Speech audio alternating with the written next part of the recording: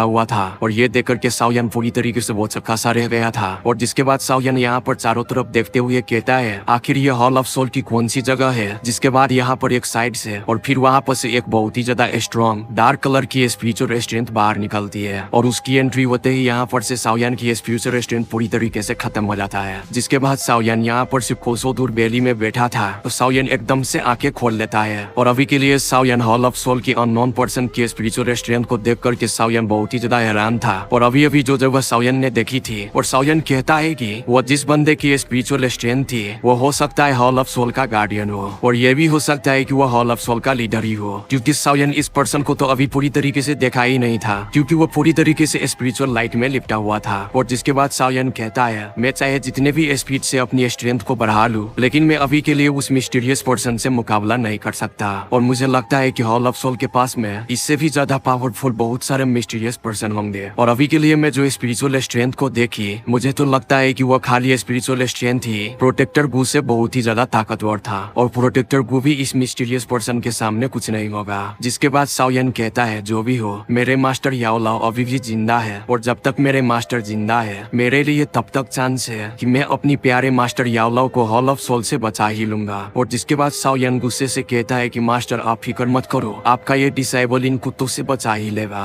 और साओयन इतनी सी ही एज में दोहुआंग लेवल पर पहुंच गया था तो वो अगर अपनी ट्रेनिंग में ज्यादा टाइम देंगे तो साओयन को यकीन था कि नेक्स्ट टाइम उस स्पिरिचुअल स्ट्रेंथ से दोबारा टकराएगा तो नेक्स्ट टाइम साओयन की स्पिरिचुअल स्ट्रेंथ इतनी आसानी से खत्म नहीं हो जाएगी जिस तरह की अभी हुआ था। और अब साओयन केव की एंटर पर आता है जहाँ पर केव आगे से बंद थी, जिस पर साओयन सिर्फ इतना बोलता है ड्रेक। और साओयन के इतना बोलने से ही तो वो केव को जिस पत्थर से बंद किया था तो वो पत्थर पूरी तरीके से चकनाचूर हो जाता है। जिसके बाद साओयन उस केव से बाहर आ जाता है और फिर पूरे 1 सालों के बाद सनलाइट की मजा लेता है क्योंकि साओयन 1 सालों से सनलाइट को देखा भी नहीं था। जिसके बाद साओयन लिटिल गर्ल जिया की पल-पल ककून की तरफ देखता है और ये देख करके साओयन कहता है इस छोटे पैकेट को अभी भी बहुत ही ज्यादा टाइम लगने वाला है उसकी एडवांसमेंट में। और जिसके बाद साओयन इधर उधर देखता है और कहता है अरे अपनी क्वीन मेदुसा कहाँ पर चली गई। जिसके बाद साओयन को एक चट्टान पर क्वीन मेदुसा का छोड़ा हुआ स्क्रॉल मिलता है जिस पर क्वीन मेदुसा ने लिखा था मेरे स्नेक ट्राइब पर कोई डिजास्टर आ गया है इसलिए मुझे अपनी ट्राइब को बचाने के लिए मुझे यहाँ पर जाना ही होगा और वो न हो मैं सही प्रॉब्लम को सॉल्व करने के बाद यहाँ पर जरूर वापस आ जाऊंगा। जिस पर साओयन कहता है कि तुम्हें गए हुए 6 महीने बीत चुके हैं लेकिन फिर भी तुम अभी तक क्यों नहीं आई हो, कि ऐसा तो नहीं तुम्हारा प्रॉब्लम अभी तक सॉल्व नहीं हुआ है। जिसके बाद साओयन कहता है कि अभी तुम्हारी जिस लेवल की स्ट्रेंथ है उस स्ट्रेंथ के साथ तुम्हें इतना ज्यादा टाइम तो नहीं लगना चाहिए था, अगर तुम यहाँ पर अभी तक नहीं आई हो तो जरूर ही कोई बहुत ही बड़ा डिजास्टर आया होगा। जिसके बाद साओयन मेदुसा की स्क्रॉल को अपने स्टोरेज रिंग में रख लेता है। जिसके बाद साओयन लिटिल गर्ल जिया की कोकून की तरफ देखकर और कहता है कि मुझे तुम्हारी एडवांसमेंट तक यहाँ पर रह करके तुम्हें प्रोटेक्ट करना ही होगा वरना तुम्हारी चिंता मुझे सताते ही रहेगी। और वैसे भी दोहुआंग लेवल को ब्रेक थ्रू करने के बाद मुझे भी अब अपनी दाओक्यू को समझने के लिए थोड़ी सी ट्रेनिंग करनी ही होगी। और इसी के साथ ही साओयन अपनी दाओक्यू को ट्रेन करने में लग जाता है और फिर टाइम ऐसे ही गुजरता जाता है और इसी तरीके से हाफ मंथ गुजर जाता है। और फिर एक दिन जिया की कोकून पर बनी हुई सील और भी ज्यादा मजबूत हो जाता है। जिसके बाद जिया की कोकून में बड़ी बड़ी दरारें पड़ जाती है जिस क्रैक में से पर्पल कलर की लाइट निकलना स्टार्ट हो जाती है। और दूसरी तरफ साओयन जो कि अपनी ट्रेनिंग में लगा हुआ था तो वो वहाँ पर अभी के लिए एक सीक्रेट स्किल सी फ्लिपिंग सील स्किल को सीखने में लगा था जो कि साओयन को ये टेक्निक एक्सयूलर ने दिया था।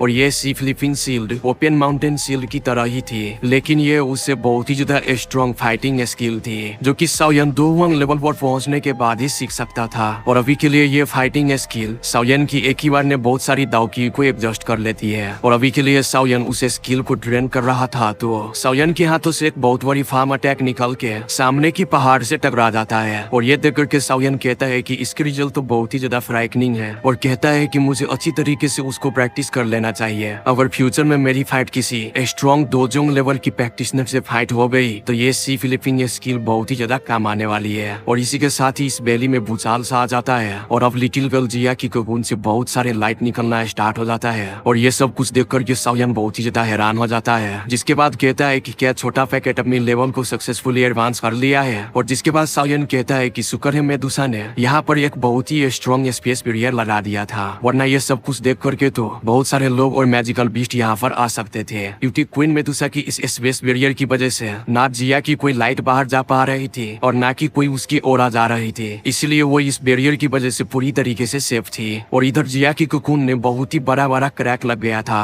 और जिसके बाद ये कोकून एक ही पल में बहुत ही जोरों से फट जाता है। और साउयन ये सब कुछ देख करके बहुत ही ज्यादा हैरान भी था। और ये कोकून फटने के बाद यहाँ पर बहुत सारे स्मोक सा छा गया था, जिसके बाद साउयन अपनी स्ट्रॉन्ग आईसाइट के साथ उसे स्मोक में देखता है, जहाँ पर एक लड़की क्वीन मेडुसा की तरह ही खूबसूरत थी। ये लड़की बल्कि कोई नहीं, ये तो छोटा पैकेट जिया ही थी, जो कि पहले से पूरी तरीके से चेंज होकर बड़ी हो चुकी थी। और जिसके बाद यहाँ पर से धीरे धीरे स्मोक हटने लग जाता है और वही साउयन छोटे पैकेट को देखते ही रह जाता है। और साउयन कहता है कि क्या ये लिटिल गर्ल जिया ही है ना, और कहता है कि भला ये इतने अट्रैक्टिव कैसे हो सकता है। और इसी के साथ ही जिया अपनी आंखों को खोलती है, जहाँ अपने सामने साउयन को पाती है। और अभी जिया साउयन की तरफ शैतानों की तरह देख रहा होता है और ये देख करके साउयन काफी ज्यादा डर जाता है। और जिसके बाद साउयन कहता है कि ये लड़की भले ही बड़ी हो चुकी है, लेकिन इसका स्क्रू अभी भी बच्चों जैसा है। जिसके बाद साउयन अपनी स्टोरेज रिंग से कुछ खबरें निकाल करके जिया के सामने देता है और उससे पहले जिया अपनी कपड़ों को पकड़ पाती तो यहीं पर एक बहुत ही बड़ा ग्रीन ग्लो होता है। जिसके बाद बड़ा पैकेट जिया फिर से छोटा पैकेट जिया बन जाता है। और ये सब कुछ देख करके साउयन पहले तो बहुत ही ज्यादा हैरान होता है, मगर फिर वो बहुत ही जोरों शोरों से हंसने लग जाता है। फिर साउयन कहता है, रैंक 6 की मैजिकल बीस्ट बनने के बाद भी मुझे लगता है कि तुम्हारी बॉडी से अभी तक इस बॉडी ट्रांसफॉर्मेशन ग्रास का इफेक्ट अभी तक नहीं गया। और फिर जिया अपनी हालत देखता है, जो कि वो फिर से छोटी बच्ची बन गई है। तो वो साउयन की तरफ देखता है, जो कि साउयन अभी भी जिया की मजाक उड़ा रहा था। और फिर जिया साउयन पर बहुत ही ज्यादा गुस्से से देखती है और फिर जिया साउयन के ऊपर बहुत सारे गुस्से चढ़ देती है। और फिर साउयन लिटिल गर्ल जिया को अपने गले लगा लेती है और फिर जिया के सर पर एक थप्पड़ मारकर कहता है, छोटी लड़की, तुमने अगर मुझे ज्यादा तंग किया तो मैं तुम्हारे लिए बॉडी ट्रांसफॉर्मेशन पिल नहीं बनाऊंगा, तो तुम अपनी सारी जिंदगी छोटी बच्ची के रूप में गुजार दोगी। और फिर जिया साउयन की ये मजाक वाली धमकी को सुन करके जिया भी बहुत ही ज्यादा डर जाती है। और फिर जिया अपनी सिर को नीचे करके कहती है, पता नहीं मैं क्यों उस बॉडी ट्रांसफॉर्मेशन ग्रास को खा लिया, जिसकी वजह से मेरी ये हालत है। जिसके बाद साउयन लिटिल गर्ल जिया की गाल में एक खींच कर कहता है, तुम्हारी ये छोटी अपीयरेंस भी तो बुरी नहीं है।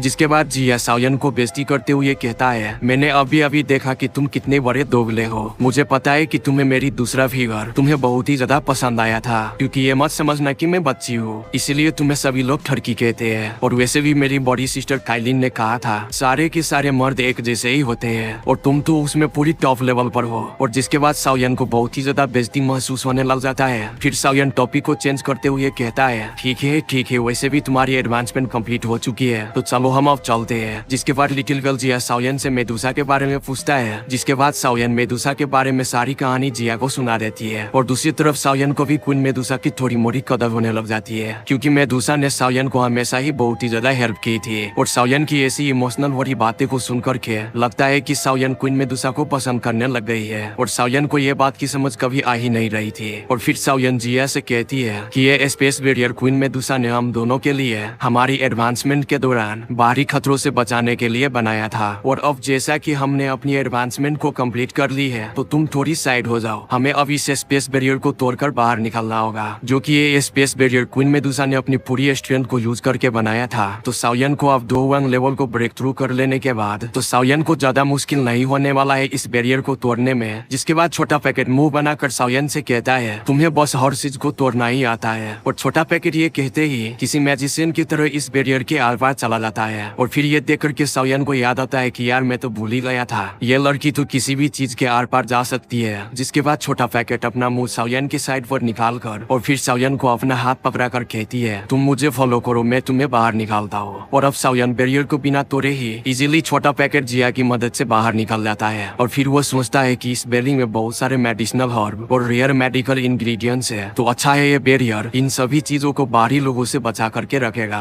जिसके बाद साउयन लिटिल गर्ल जिया के साथ इस बैरियर से बाहर आ जाने के बाद कहता है, हम यहाँ पर से निकल गए हैं। और वही जिया डर के मारे इधर उधर देख रही थी और इसे डर इस बात का था कि वो सभी के सभी मैजिकल बीस्ट उसके पीछे फिर से न पड़ जाए, जहाँ पर बहुत सारे मैजिकल बीस्ट मेडिकल इंग्रेडिएंट को प्रोटेक्ट कर रहा था। जहाँ पर जाकर के क्वीन मेडुसा की हेल्प से मेडिकल इंग्रेडिएंट्स को चुरा करके खा लिया था, तब से वो सभी बीस्ट जिया के पीछे पड़ गया था। अगर आप सभी ने पिछले वाले एपिसोड देखे होंगे तो आप सभी को पता ही होगा। इसीलिए जिया को अभी भी डर लग रहा था कि वो बीस्ट आकर के फिर से उसका पीछा करने न लग जाए, इसीलिए जिया इधर उधर देख रही थी। मगर साउयन अभी लिटिल गर्ल जिया के ऊपर ध्यान नहीं दे रहा था। और फिर साउयन एक डायरेक्शन में अपनी विंग की मदद से उड़ने लग जाता है और जिया भी उसके पीछे पीछे जाने लगती है। और फिर साउयन 5 मिनट तक उड़ने के बाद अचानक से हवा में रुक जाता है, जहाँ पर लिटिल गर्ल जिया उसके पीछे पीछे आ रहा था। तो साउयन से जा करके पीछे से टकरा जाता है। जिसके बाद जिया अपनी सर पर हाथ रख करके गुस्से से कहती है आखिर तुम्हारी प्रॉब्लम क्या है। जिसके बाद साओयन कहता है कि जब से हम मैजिकल बीस्ट माउंटेन रेंज के ऊपर से उड़ रहे हैं तब से किसी भी मैजिकल बीस्ट की आवाज नहीं आई है। आखिर ऐसा क्यों है? क्योंकि मैजिकल बीस्ट माउंटेन बहुत सारे मैजिकल बीस्ट से भरा हुआ होता है। जिसके बाद जिया अपनी सूंघने की पावर को यूज करके कहती है मुझे भी किसी बीस्ट की ओरा महसूस नहीं हुआ। और जिया कहती है कि यहाँ पर एयर में भी अजीब तरह की स्मेल है। जिसके बाद साओयन जिया से कहता है कि तुम जल्दी से अपने सांस रोक लो क्योंकि ये एयर पॉइजनस गैस से भरी पड़ी है। जिसके बाद साओयन कहता है कि आखिर यहाँ पर हुआ क्या है। और फिर साओयन कहता है कि हमें यहाँ पर से सबसे पहले किंग साउंड टाउन जाना चाहिए। हो सकते हम यहाँ पर जाकर के इस मामले का इन्फॉर्मेशन ले सकते हैं। जिसके बाद जिया साओयन से पूछती है आखिर ये पॉइजन इसी लेडी ने तो नहीं फैलाई जिससे कि हमने पहले उस वैली में मिले थे।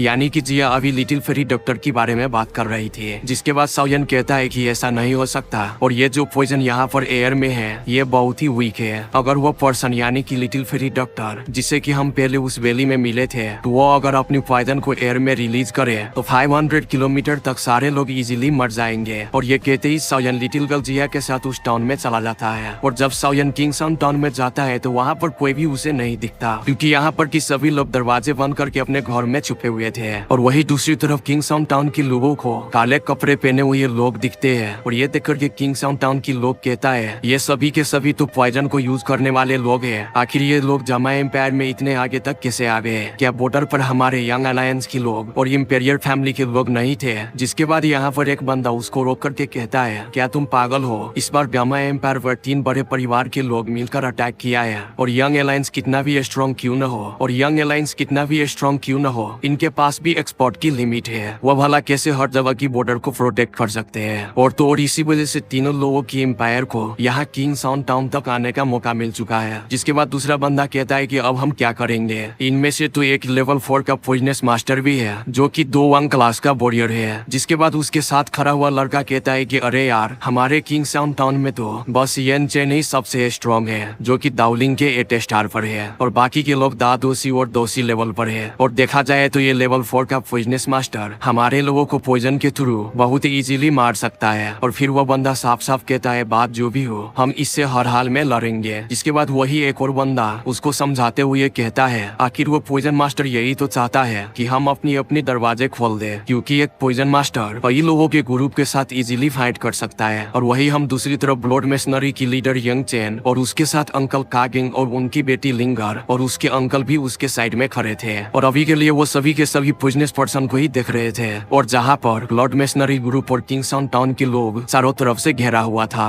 जिसके बाद लिंगर अपने अंकल से पूछती है अंकल अब हम क्या करेंगे क्योंकि हमें यूं इस दीवार के उस पार इस तरीके से बैठे रहने से कुछ भी नहीं मिलेगा। और मैंने तो हाल ही में सुना है जामा एम्पायर के बहुत सारे टाउन में बहुत सारे लोगों को मार दी है और इन सभी के पॉइजनस मेथड भी बहुत ही ज्यादा डरावने हैं। जिस पर लिंगर के अंकल कहते हैं बस इस जगह को अपनी जान की परवाह किए बगैर इन सभी पॉइजनस मास्टर से बचाना होगा। और फिर यंग चेंग कहता है आज की टाइम में ये दीवार यहाँ पर है जो कि हमने मैजिकल बीस्ट माउंटेन के मैजिकल बीस्ट से बचाने के लिए बनाई थी। इसी वाल की वजह से वो पॉइजनस मास्टर रुके हुए हैं वरना वो किंग साउंड टाउन तो कब का खत्म हो चुका होता। और ये जगह जामा एम्पायर का मिडिल पॉइंट है। हमें बस इन लोगों को रोक करके रखना चाहिए और जरूर यंग अलायंस से कोई न कोई आकर के हमें बचा ही लेगा। जिस पर लिंगर कहती है यंग अलायंस की एक्सपोर्ट तो इस टाइम 3 बड़े एम्पायर से फाइट करने में बिजी होंगे और अब यंग अलायंस के पास कौन सा एक्सपोर्ट बचा होगा जो कि यहाँ पर हमें बचाने आए। और इसी के साथ ही यहाँ पर एक और पर्सन अपेयर होता है और जिसके बाद वो पर्सन सभी से कहता है अब तुम सभी लोगों के पास 10 मिनट है। तुम सभी 10 मिनट के अंदर सभी के सभी डोर्स खोल दो या फिर तुम सभी की बेवकूफी की वजह से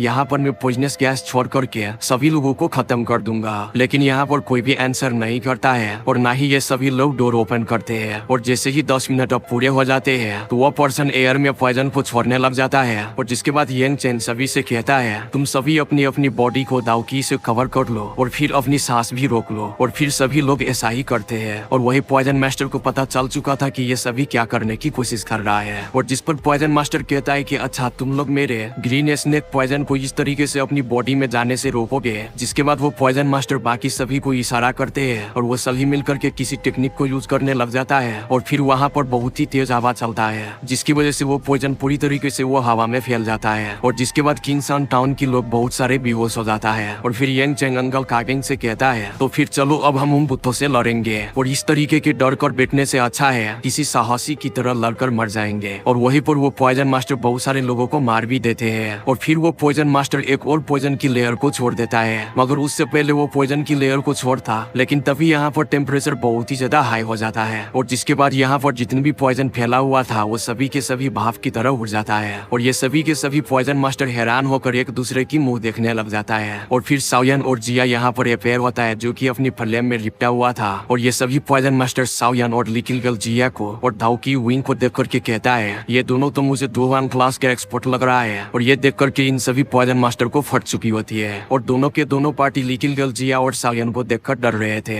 ये कहीं अपोजिट पार्टी का बंदा ना हो। और फिर साओयन अपनी फ्लेम को अपनी बॉडी में ले लेता है, जिसके बाद साओयन की शक्ल सबके सामने में आ जाता है। और ये देख करके याओ चैन और ब्लड मेशनरी की सभी लोग बहुत ही ज्यादा खुश हो जाते हैं। और लिंगर भी बहुत ही ज्यादा हैरान थी कि साओयन फिर से किंगसाउंड टाउन को बचाने के लिए आ गए हैं। और दूसरी पार्टी जो कि पॉइजन मास्टर्स थे, तो साओयन और जिया को देख करके उन सभी को पूरी तरीके से फट चुका था। और अभी के उन सभी को समझ में आ गया था कि ये हो न हो जामा एम्पायर का कोई एक्सपर्ट है। और ये देख करके वो बंदा ग्रीन फॉग में कन्वर्ट होकर जंगल की तरफ उड़ना स्टार्ट हो जाता है। और उनके साथ ही उनके सभी लोग और बाकी के भी 10-12 स्ट्रॉन्ग वॉरियर वो अपनी लीडर को ही फॉलो करने लग जाता है। और इन सभी को भागते हुए देख करके साओयन अपनी हार्ट फ्लेम को बाहर निकाल लेता है। और हार्ट फ्लेम को यूज करके साओयन इन सभी को जला करके राख कर देता है। और अब साओयन इन सभी को मारने के बाद अपनी स्टोरेज रिंग से बहुत सारे मेडिकल पिल को बाहर निकालता है और इस टाउन की सभी लोगों को दे देता है, जो कि सभी लोग बेहोश हो गए थे। और ये पिल्स को खाने के बाद वो सभी लोग होश में आ जाता है। और जिसके बाद साओयन यहाँ पर की सभी लोगों को छोड़कर ब्लड मेशनरी के लीडर यंगचेन के पास जाता है। और फिर साओयन पूछता है कि आखिर यहाँ पर हो क्या रहा है, जिस पर यंगचेन कहता है कि मैं तुम्हें नहीं बताऊंगा, तुम जा करके सबसे पहले चैनल को सब्सक्राइब कर लो और वीडियो देख ही लिए हो तो वीडियो को लाइक भी कर दो। और मैं तुम्हें बताऊंगा अगली वाली वीडियो में कि आखिर यहाँ पर चल क्या रहा है। तब तक के लिए बाय बाय।